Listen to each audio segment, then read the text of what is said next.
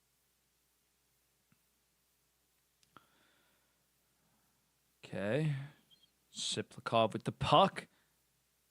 Just using his big-ass body. Something to the McLean. The fourth line is some bruisers. Yeah, dude, there were some dark times. Mike Milbury, just the worst. Made so many bad moves. They did make the playoffs a couple times under him, but just consistently lost in the first round and then just... Oh, no. Line A! Oh, stuffed. By Sorokin with the glove. Palmieri on the hunt. Shakai!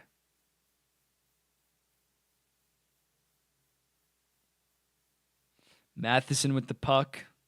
Behind the net. Over to Carrier. Dobson with the puck. Bo?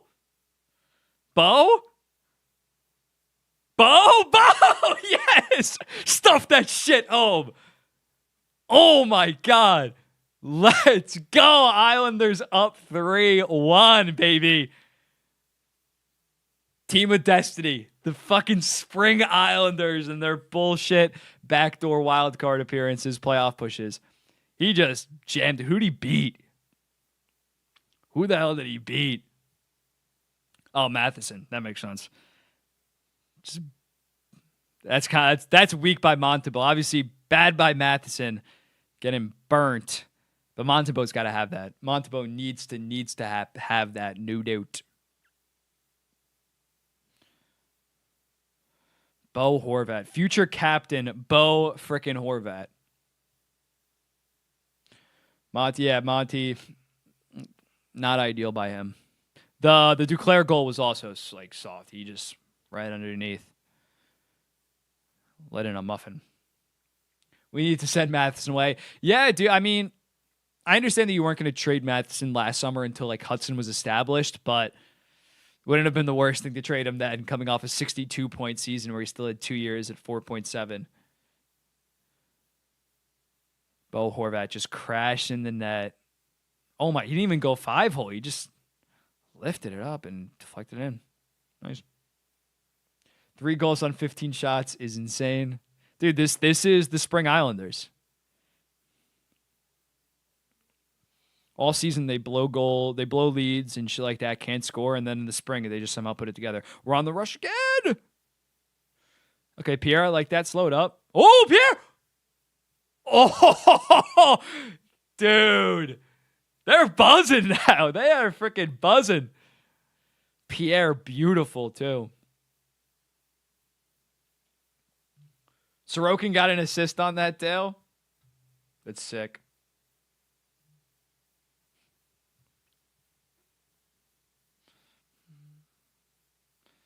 Jesus. Islanders Twitter blowing up. Yeah, Ilya Sorokin got an assist on that. Do you guys do fantasy hockey assists? We did that like 4 years ago. It's self-reported, obviously, but it's 3 points.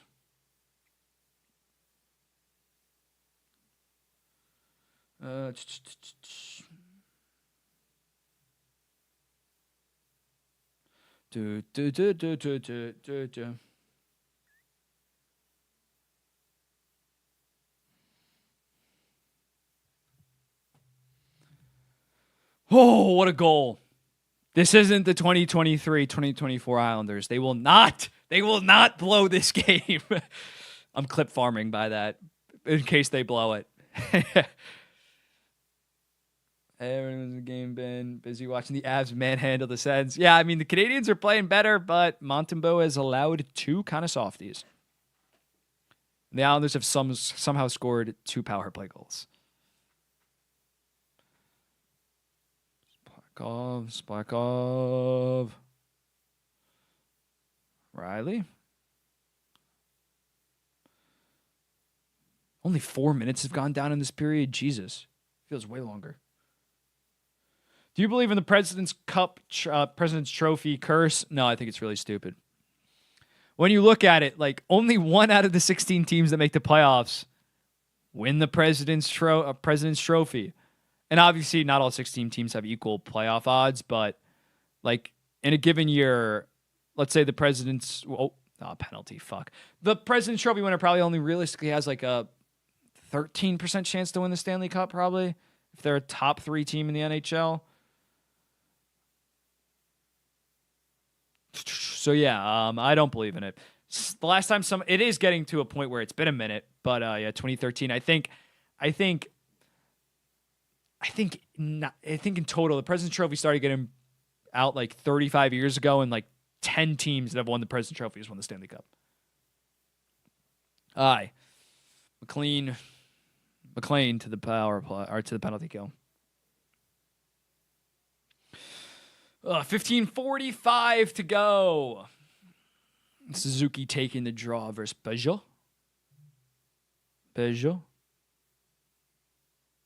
Suzuki tossed out of the center. Line taking the draw.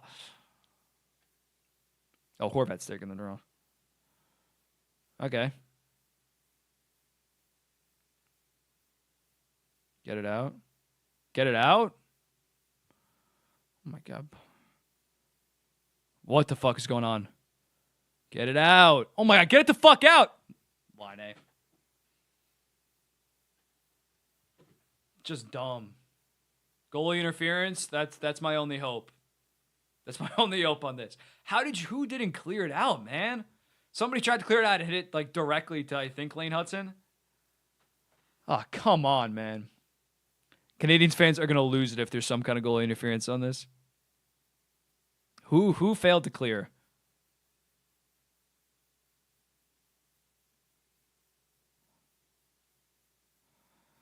Oh, Slavkovsky's skate might be in the blue line. Might be in the blue. Slavkovsky's skating in the blue. Are they challenging? Yeah, are they even challenging?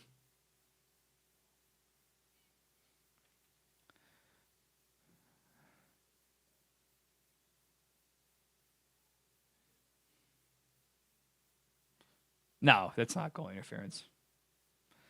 You challenge. I don't think that this is goal interference, but they're gonna. I don't know if you take that challenge if you're with the penalty kill that you fucking have. This is a legacy challenge.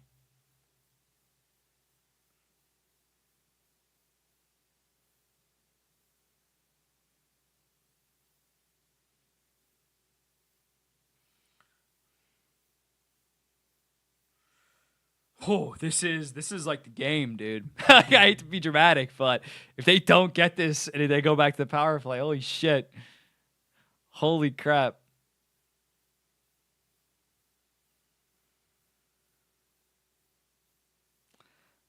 Just like with the offsides, I'm going to be pessimistic and say no goalie interference. And I think that this one actually wasn't goalie interference, especially on the play being called. It's not going to be goal interference. No way. Surely not. Surely the Islanders won't get 2 crucial calls. Although we all agree that the offsides was offside. Surely the Islanders won't get 2 big calls. Oh, Patty Waugh. You're going to look like such an idiot if this doesn't work.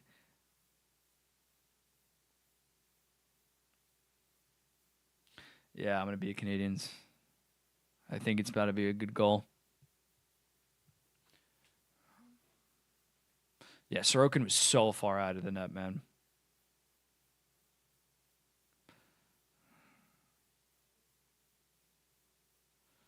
Sorokin should have like dove across on Slavkovsky, be like, oh, and then maybe he could have got it. But where Slavkovsky was, he was not in the blue when the contact happened.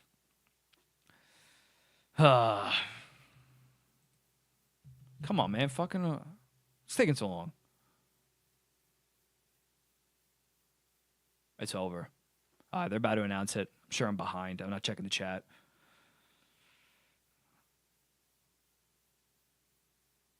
No goal interference. Fuck! And Patrick will, why did you challenge? The video team should be, although they had a good challenge on the prior one, that one was way more black and white. Jesus. And now they go to the power play. Awesome.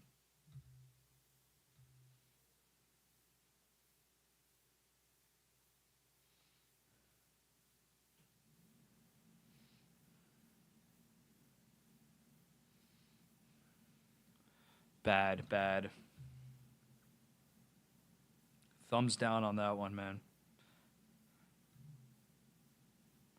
Okay, you gotta get a kill, man. If the Canadiens fucking score on this, I will actually.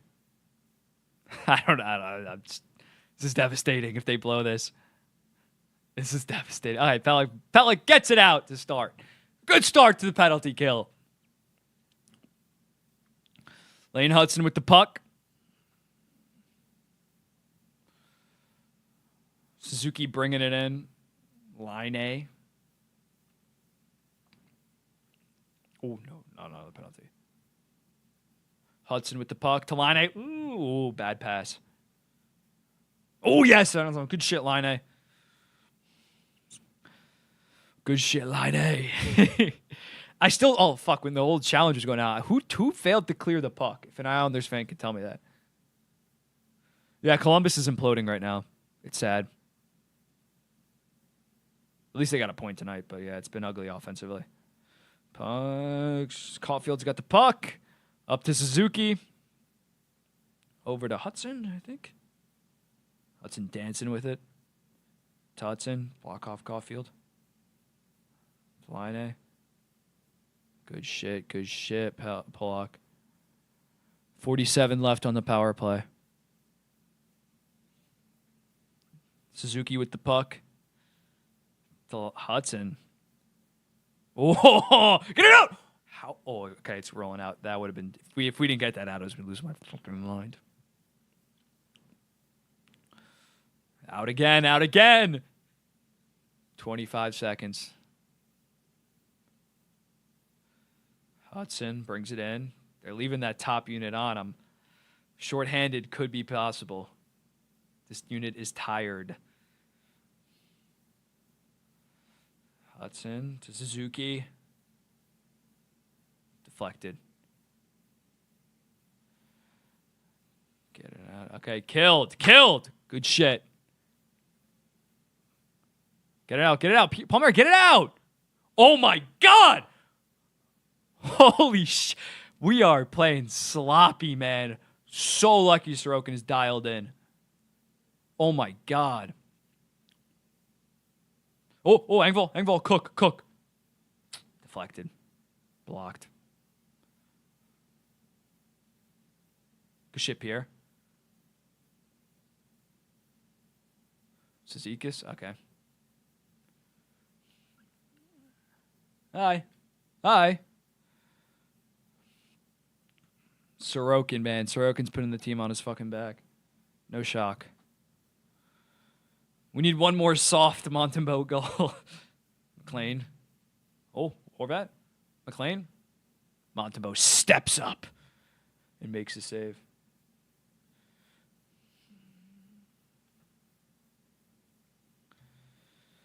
Okay. Wow, Sorokin just didn't even see it. His pad was just down. Got lucky. Right time, right place. All right, let's get some other score updates.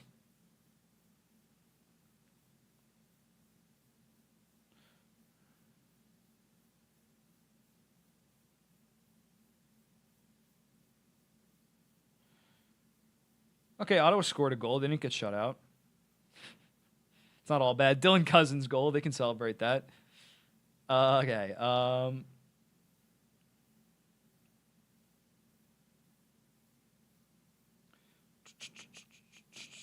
Okay, trivia.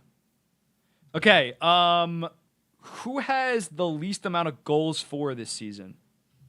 Least amount of goals for. Who has the least amount of goals for? Anaheim, incorrect. Chicago, incorrect. Calgary, incorrect, based on what I'm seeing. This isn't updated to tonight, I will say that. Actually, no. This team's 6 behind. It's not up. It doesn't matter if it's not updated. No. Still not seeing it. It's a good trivia question. Philly, no. It's a bad team that you guys haven't named. They're bad. Nashville is correct, Crowbar. They have 172. They have only, I mean, they've played an average like 67 games, but they're 6 behind the Sharks. It's pretty fucking bad. UC Saros getting no help. Okay, Winnipeg and Washington have the 2 best goal differentials. Who has the 3rd best? Don't be going on the NHL app and looking this up. Either know it or you don't. Dallas, no. Tampa is correct. Good job, Will Babb.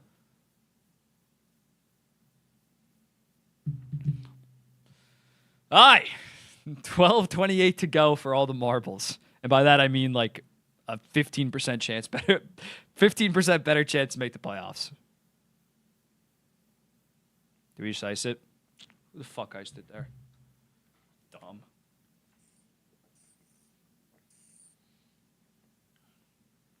Let's go, Will Babb.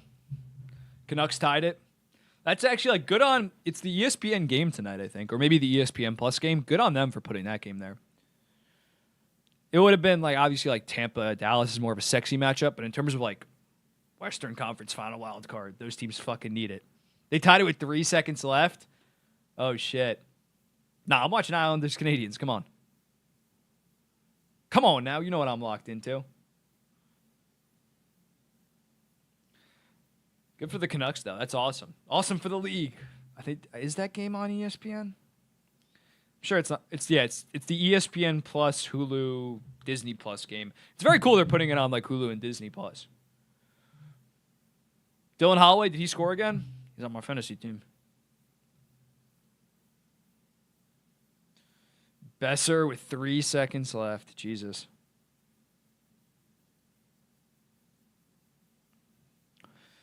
Okay, 12-12 in our game. Hudson just... Okay. Siplakov. Yeah, Hudson is one of the most fun players to watch in the entire league already. In terms of defensemen, it's like Makar, Hughes, Werenski this season, and then like you could argue Hudson's the 4th most exciting player to watch, most exciting defenseman to watch. Yeah, you're probably I'm probably like 40 seconds behind because I'm watching it on GothamSports.com.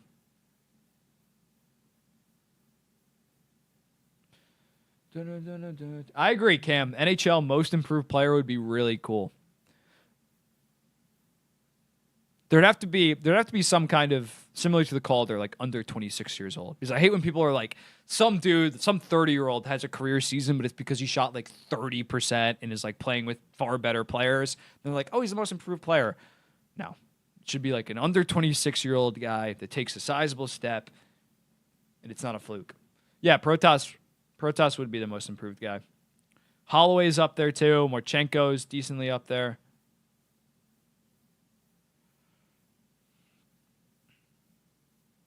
No, Will Babb, I'm on Gotham Sports is like the... Oh, shit. Oh, Anderson, that was almost dangerous. I'm on Gotham Sports, which is like, if you know anything about New York sports, like MSG is the main provider for most of the sports teams in the area, and it's their like streaming service. So I'm not watching illegally, but it's still like online and on a delay.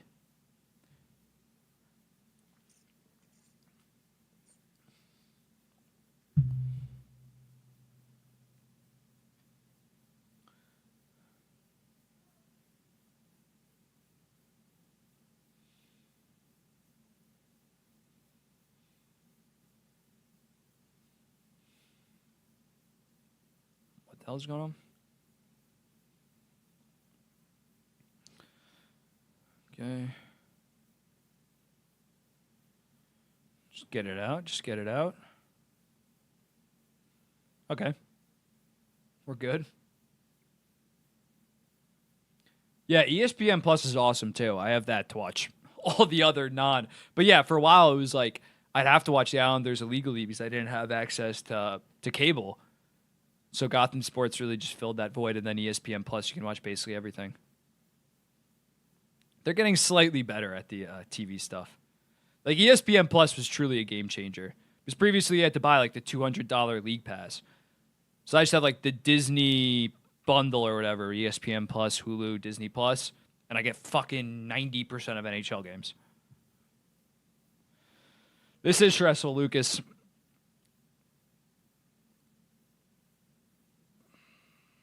To Hudson. Download his Caulfield. Good stuff. Hudson up top. Oh, Caulfield! Tough angle, but he had an empty net. A lot of bodies in front, though. Just get it out. Get it out with this first line, man. This first line's scary offensively. Sorokin. Just get it out, Dobson. Get it out, Dobson. Good shit, Dobson. Have yourself a game. 2 assists already. Watch it. Yeah, hockey. I assume you guys don't have like an ESPN Plus. Is there like a TSN Plus where you can stream the games? Yeah, Will Babb. It's awesome. The deal that. I mean, it's been said 9,000 times, but it is ridiculous how with all these fucking streamers, you're basically paying like $100 that you were previously playing on cable. But at least ESPN, the Disney one's fine. Okay. 9:17 left. Sportsnet Plus, we need TSN. Yeah, I know the Prime games, and I've heard the Prime coverage is like really good. I think I've watched it sometimes on ESPN, but ESPN Plus let's just skirt the Amazon Prime because it's not. There's no Amazon Prime games in the United States.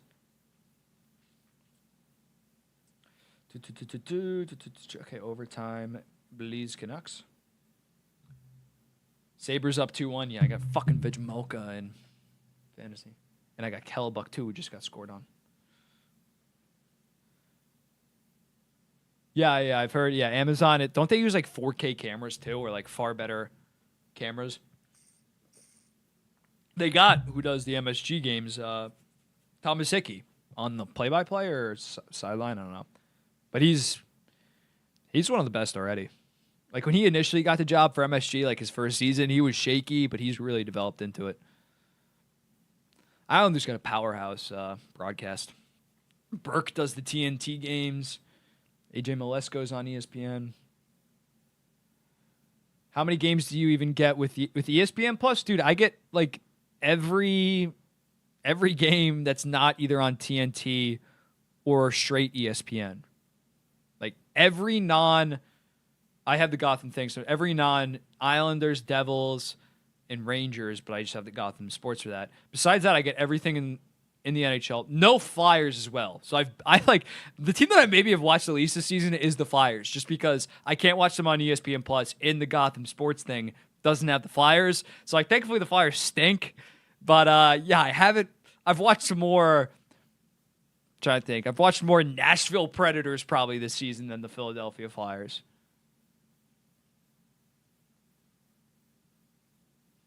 Yeah, Amazon's dope. Sharks or Canes tonight? I'm going to say Canes. My parents get blacked out in Vermont. That stinks, man. Yeah, like my thing, I'm in Central Jersey, so I can somewhat understand the Philadelphia blackout. But like, I'm sure in North Jersey, and I think maybe even like New York City, Philadelphia gets blacked out, which is ridiculous. You're blacked out for Toronto, Habs, Ottawa, Buffalo. Obviously, like it makes sense for me, New Jersey, New York, and the 2 New York teams. But yeah. Do you still dislike Tavares for leaving? I don't like actively hate him, but like I'm gonna root against the Leafs and him. I don't know, like he left. Don't want to see him succeed. Don't wish any ill will on him, obviously. But I don't think that that's like petty to say like I hope that he loses in the first round. Buffalo's, I guess that makes sense because you're in New York, but Buffalo's blacked out on Long Island. Matheson bringing it in. Oh! Newhook! Holy shit! Islanders don't deserve this game, but Ilya Sorokin does. So, Kansas out. Pump. Engvall. Holy shit. Newhook is playing really good. Fast. In Virginia, what will be blacked out? If you're near DC, probably the Capitals, maybe the Penguins and the Flyers, I'd say. But if you're in like Richmond, probably just the Capitals. Yeah, Newhook, very skilled, very fast. Needs to get a finishing bone. You're saying Jeff Skinner scored again? Dude, Hellebuck is ruining his heart case the last 2 games. Jesus Christ. All right, we got 7:25 to go. Who's bringing in? Oh, Emil Heineman. Oh, no, I don't like that. Scored it towards the middle. Jack Eye to Savard. Evans. Okay, out of play. Blues win in OT. Who scored it? Tell me Dylan Holloway potted one.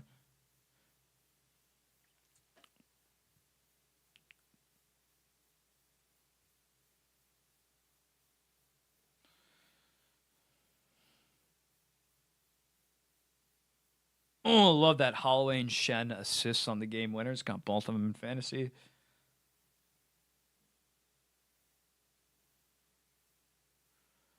Broberg, yeah, I saw Broberg from Shen and Holloway. Holloway just is on a heater, man. I picked him up at the start of fantasy playoffs. Be 7:01 left in this game. Matheson pass up to Caulfield, Slavkovsky. We get it out. We get it out. We get it out. We get it out. Oh, a little pressure. Palmieri. Just kill some time. Kill some time. Kill some time. We can't be on our heels the entire final 6:30.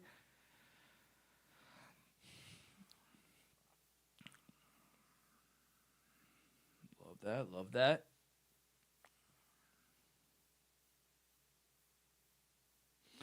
Matheson with the puck. Josh Anderson. I don't like this. I don't like this. Okay, good shit block.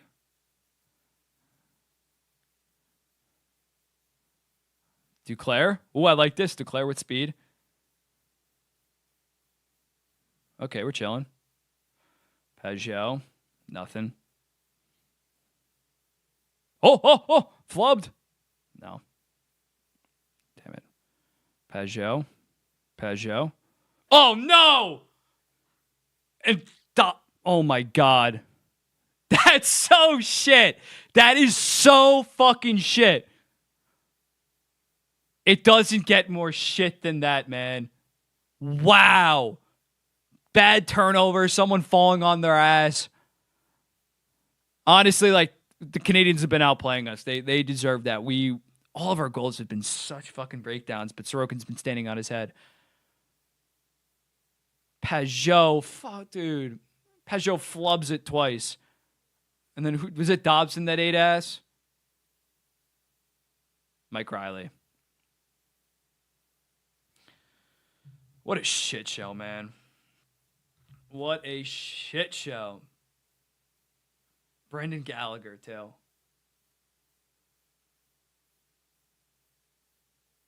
I mean, just dumb stuff, dude. Pajot just doing too much with the puck late in the game.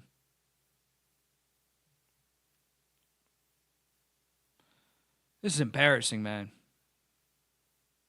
They're not winning. They're not winning. They're not winning. There's a 0% chance that they're winning. Ice the puck. Now we ice the puck. Nice. These final 5 minutes are going to be like we're still up 1, just getting hemmed in. I know this team well enough. We're going to sit on our ass and pray for overtime. Pray for overtime, please. Pray to the overtime gods. This is bad. This is bad.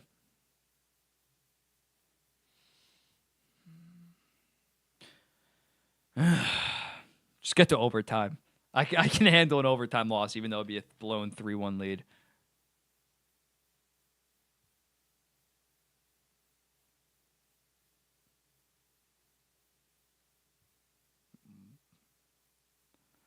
Caulfield, probably just a penalty. Nope, thank God. It's a disaster, man.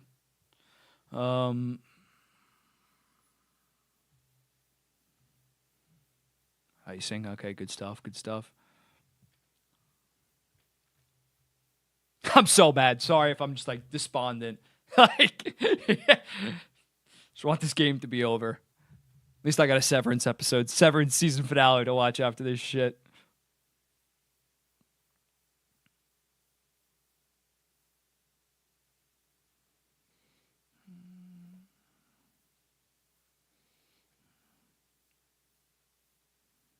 Up in the glass.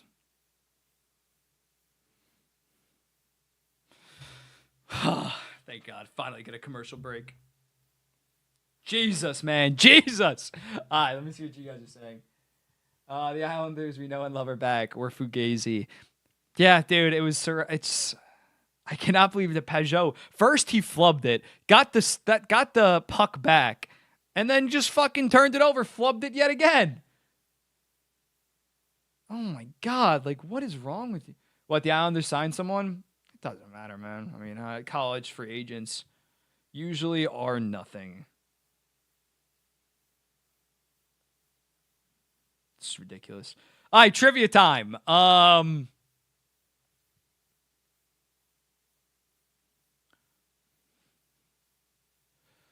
Who was the Canadiens' first round pick in 2016? I believe it was 9th overall. Who did they select in the first round? Sergachev is correct, and then they traded him for Jonathan Drouin. Sorry, I didn't take a shot at the Canadiens after after they just came back on us. Devastating. Who is the Islanders' two first round picks in 2014? I'll let you guys get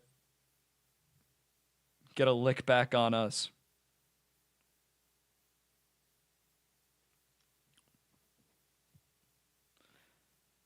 Michael Dalcall and Josh Ho-Sang. The two name busts.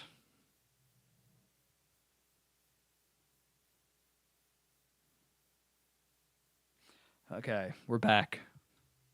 Islanders have a 57.4% points percentage remaining schedule. That is brutal.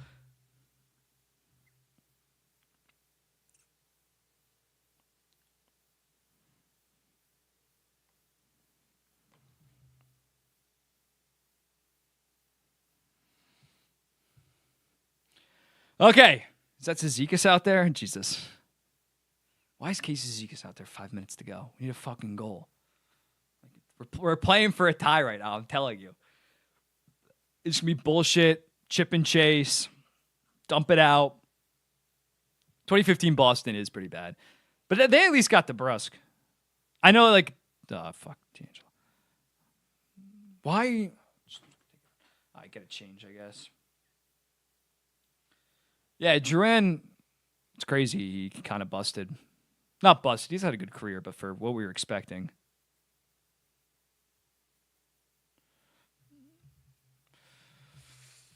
Deep breaths. 4:20 to go.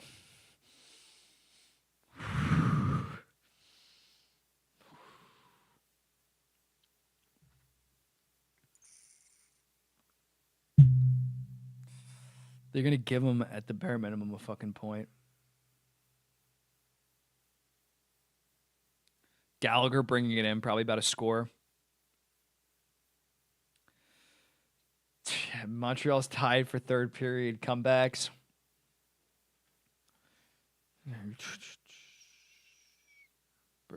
Trades. 4:13 to go. Ugh. I have no faith. No faith. Zero faith. Man. Dobson with the puck.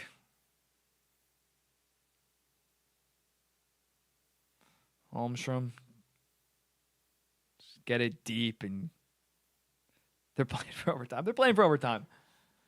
37 to 19 shots. Yeah, I mean, I was told Montembeault was a top 10 goalie by some. That's why the game is tied right now, because of goaltending.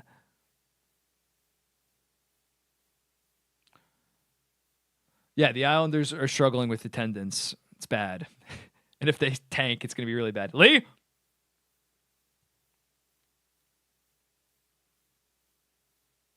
Come on, Lee. Stick with it. Okay, Tony.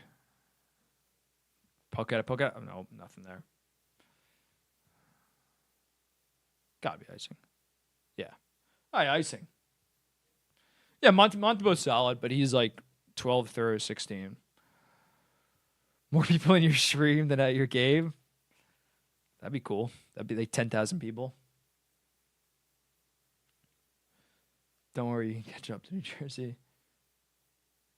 I think Fowler's going to be a stud. The fact he wasn't a Hobie Baker top 10 finalist was ridiculous. 940 save percentage this year.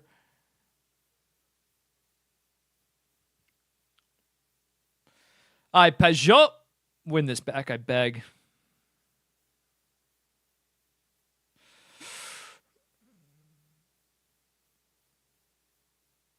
Keep it in. Good stuff. Okay.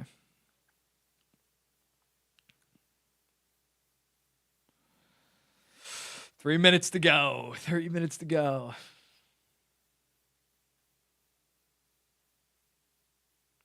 Yeah, that's fair. College doesn't always translate to the NHL. Do we just ice it? Now we're on our heels. Good stuff, Polak.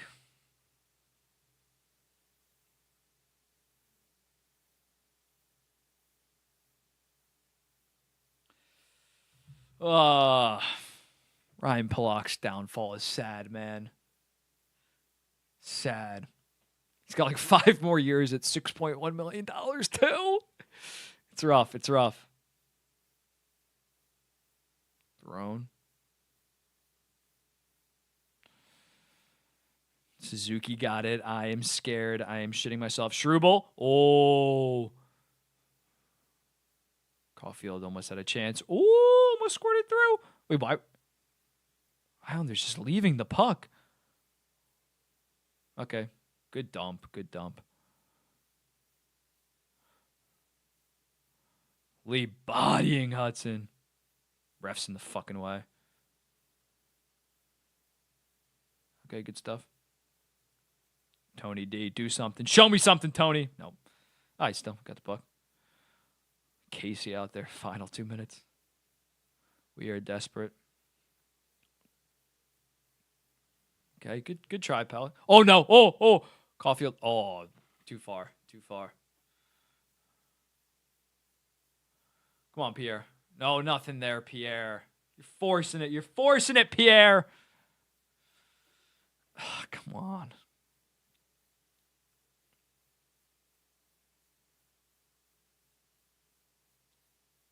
$125 to go. Holmstrom. Getting taken down. Matheson with the puck. Matheson just flipping it up. Jeez. Block. Around. Get it. Let's go. Oh, we got some speed. We got some speed. Horvat, I like that chance. I like that chance, Bo. Dump it around. Dump it around. Tony D. Oh, this is butt clenching time. Pelican front wrap around. Oh! No! Pellick. Oh my God. If we had another fucking flub leading to a goal, holy shit. They should be going for. You got to go for it. You can't play for the point here. Okay. Why did we ice it? Oh my God.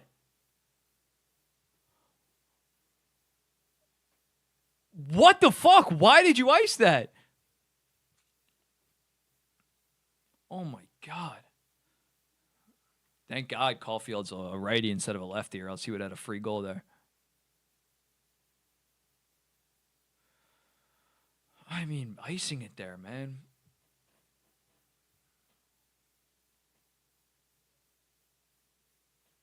Is that also icing? Okay, we're just playing for a fucking point.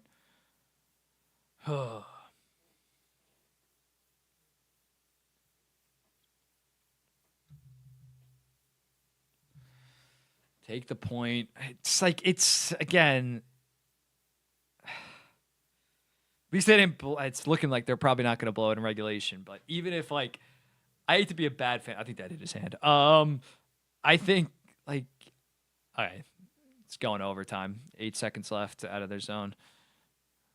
Or out of our zone. Dude, like, I obviously hope that they win this, but like, it's either I'm going to be disappointed, but like content, or devastated.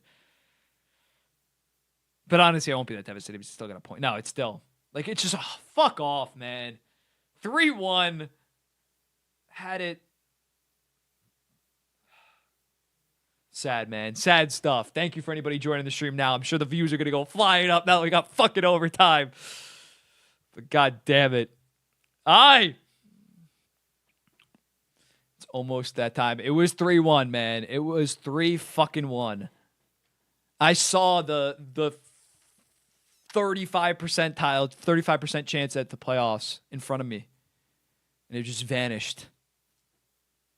Like, obviously, if you told me 3 hours ago that they're going to win, and again, I'm not trying to jinx anything, that they were going to win 4-3 in overtime, I'd say, I will 100% take that. That's awesome. But given the context, it's a must win. Like, if they win this, it's going to be a 3 out of 10 enjoyment. Yeah, that's the other thing, Will, about like last year, I would have been shitting my pants regardless. I was like, this team actually has clutched up in the third most of the year. And it actually like been like a good team in the third period, arguably. The thing is, the Islanders haven't really racked up loser points the past 3 months. Like, I think they had like 6 in the first like 20 games or something ridiculous. But what are they at right now? They're only at 8. Like, they've gotten 2 loser points, I think, in the last 3 months, literally. Who you start in overtime? I mean, if I'm the Islanders, probably Dobson, Horvat, and Palmieri. I assume the Canadiens are going to go Hudson, Caulfield, and Suzuki.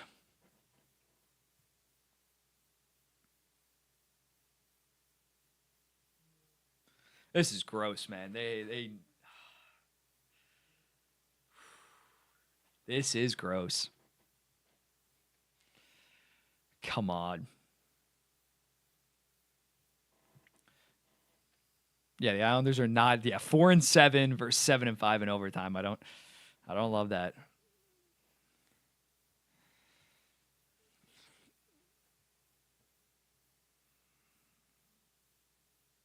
Two defensemen. We're starting Tony D. And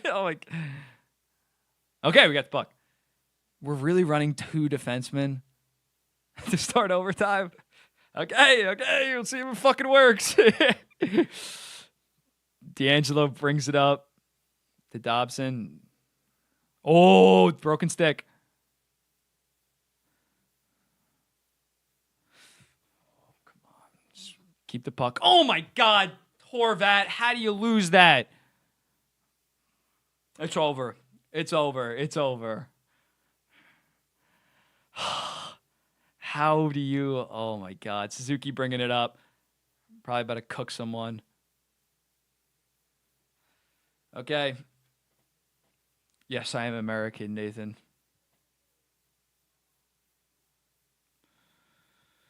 Lane Hudson brings it up. A Lane Hudson overtime winner would break me. Not saying I don't like Lane Hudson, but the clips that would come out from that.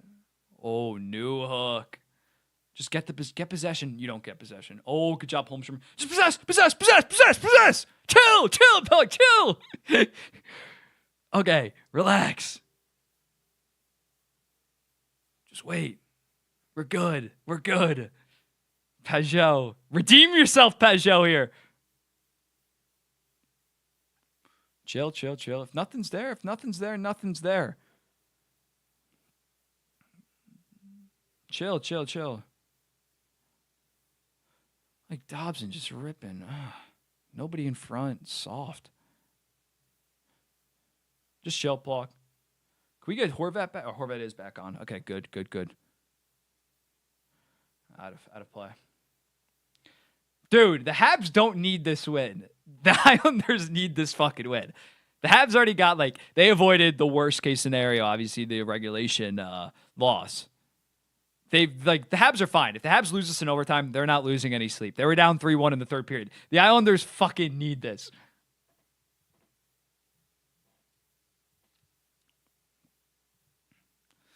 Okay, face off for Bowie Boy versus Jakey Evs.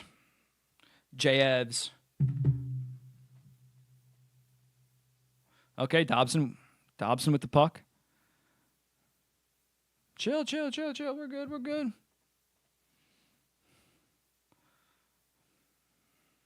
Let's get some speed.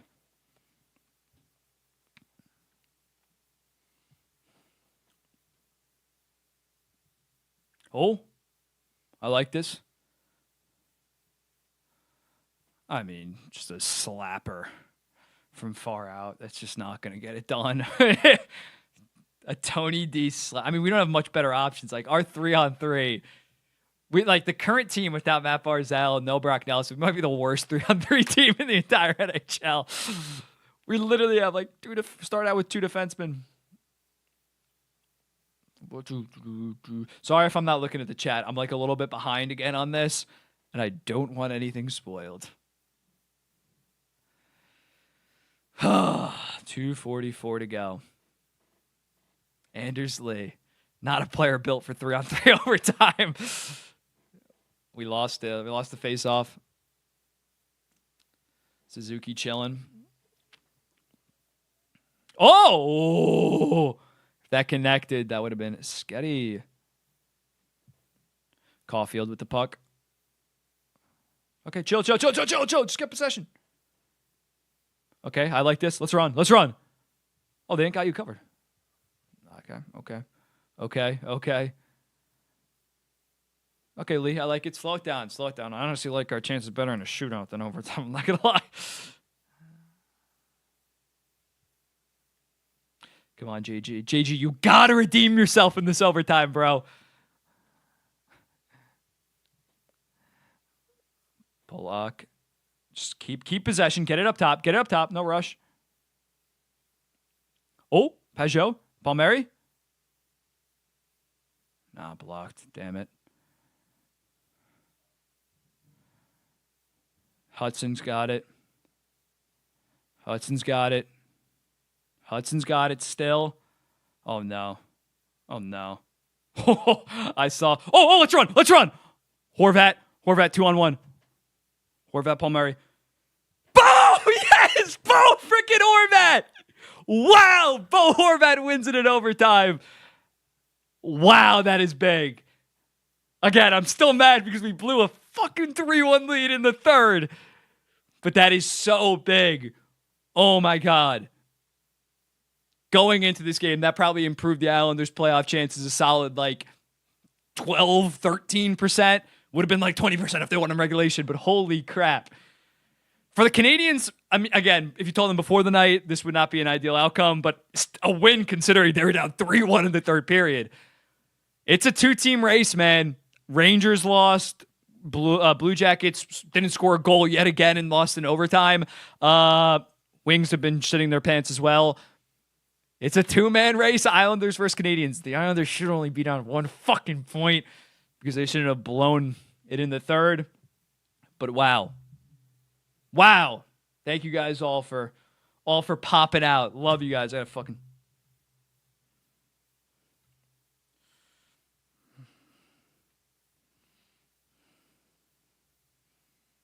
The annual Spring Islanders.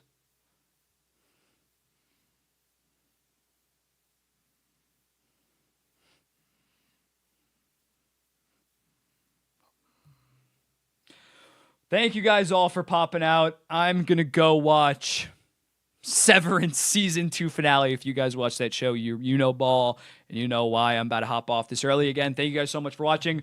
We're going to be doing more of this because we're going to have big Islanders games, I'll probably do like other streams for Canadiens games or Western Conference. And just in general, let me know if you guys want more of these live streams.